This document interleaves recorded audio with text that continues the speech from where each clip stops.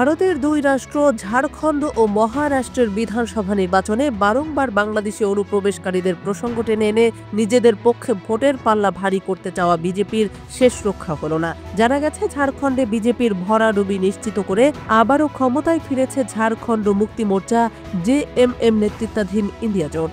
৮১ আসনের বিধানসভায় ইন্ডিয়া জোট ৫৬টি আসন দখল করতে চলেছে, আর বিজেপি ২৪টি আসন।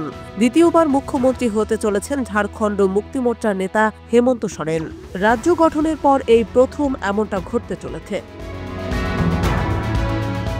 ঝাড়খণ্ড রাজ্যে মাসব্যাপী প্রচারণার সময় ঘুরে ফিরে বিজেপি তুরুপের তাস হিসেবে ব্যবহার করেছে বাংলাদেশি অনুপ্রবেশকারী প্রসঙ্গকে। বিশেষ করে প্রধানমন্ত্রী নরেন্দ্র মোদী ও স্বরাষ্ট্রমন্ত্রী অমিত শাহর প্রচারণায় এই প্রসঙ্গকে সর্বাধিকবার টেনে এনে বক্তব্য দিতে শোনা গেছে। মূলত এটিকে ভোটারদের মাঝে ভয় ছড়ানোর কৌশল হিসেবে রপ্ত করেছিল বিজেপি। তবে তাদের সেই প্রচারণা প্রত্যাখ্যান করেছে ঝাড়খণ্ডের জনগণ।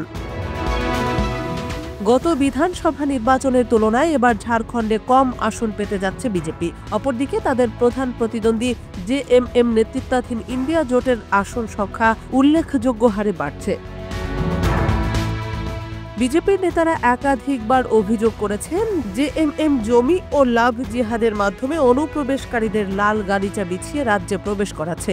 তাদের অভিযোগ, বাংলাদেশি অনুপ্রবেশকারীরা ঝাড়খণ্ডে এসে আদিবাসী মেয়েদের বিয়ে করে তাদের জমি দখল করছে। এর জবাবে জেএমএম নেতা হেমন্ত সোরেন পাল্টা প্রশ্ন করেছিলেন, সীমান্তে কেন্দ্রীয় সরকারের অধীনে বিএসএফ থাকার পরও কিভাবে অনুপ্রবেশ চলছে। ২০১৯ সালে ঝাড়খণ্ডে জেএমএম ক্ষমতায় আসার আগে এই রাজ্য শাসন করেছে বিজেপি জোট। ২০১৪ সাল থেকে ২০১৯ সাল পর্যন্ত রাজ্যের মুখ্যমন্ত্রী ছিলেন বিজেপির রঘুবর দাস।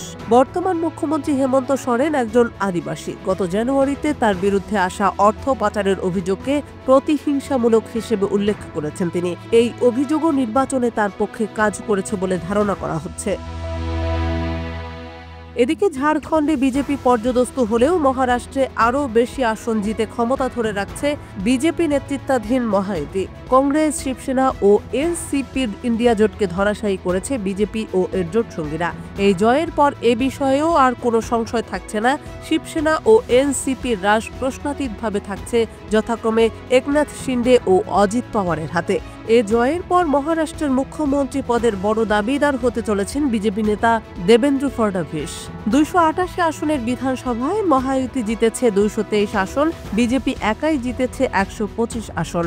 বিজেপির মিত্র শিবসেনা এগিয়ে রয়েছে ৫৭ ও অজিত পাওয়ারের এনসিপি ৩৭ আসনে।